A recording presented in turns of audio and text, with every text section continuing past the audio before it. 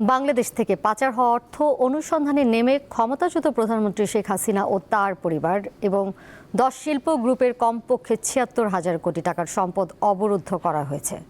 দুপুরে সংবাদ সম্মেলনে এমন তথ্য দিয়েছেন আর্থিক গোয়েন্দা সংস্থা বাংলাদেশ ফিনান্সিয়াল ইন্টেলিজেন্স ইউনিটের প্রধান। পাচার হওয়া অর্থ ফেরত আনার বিষয়ে বছরের শেষ দিকে সুখবর মিলতে পারে বলেও জানান তিনি। ২০২৪ সালে ছাত্র জনতার গণ অভ্যুত্থানের পর বিদেশে অর্থ পাচার এবং দুর্নীতির মাধ্যমে বিপুল সম্পদ অর্জনের তদন্তে নামে বিভিন্ন গোয়েন্দা সংস্থা। বুধবার সেই তদন্তের সবশেষ চিত্র তুলে ধরেছে আর্থিক গোয়েন্দা সংস্থা Bangladesh financial intelligence unit BFIU। Bangladesh ব্যাংকের প্রধান কার্যালয়ে আয়োজিত সংবাদ সম্মেলনে সংস্থার প্রধান বলেন, অর্থ পাচারের ১১টি যৌথ তদন্তের ঘটনায় আদালতের আদেশে ৭৬,০০০ কোটি টাকার সম্পদ অবরুদ্ধ করা হয়েছে। এর মধ্যে দেশের অভ্যন্তরে আছে ৫৭,০০০ কোটি টাকা ও বিদেশে ১৯,০০০ কোটি টাকা।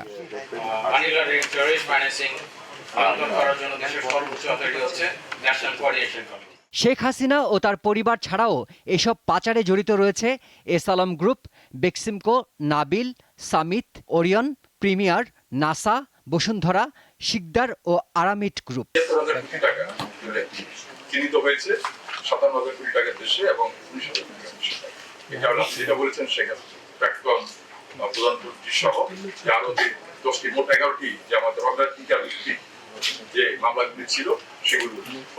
পাচার হওয়া অর্থ ফেরাতে অগ্রগতি কতটা, এমন প্রশ্ন ছিল BFIU প্রধানের কাছে।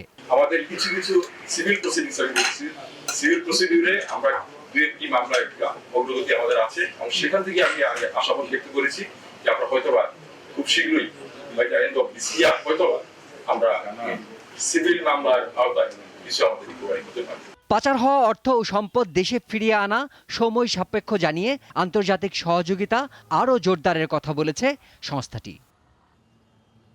শিমুল বাশার, দীপ্ত বার্তা কক্ষ।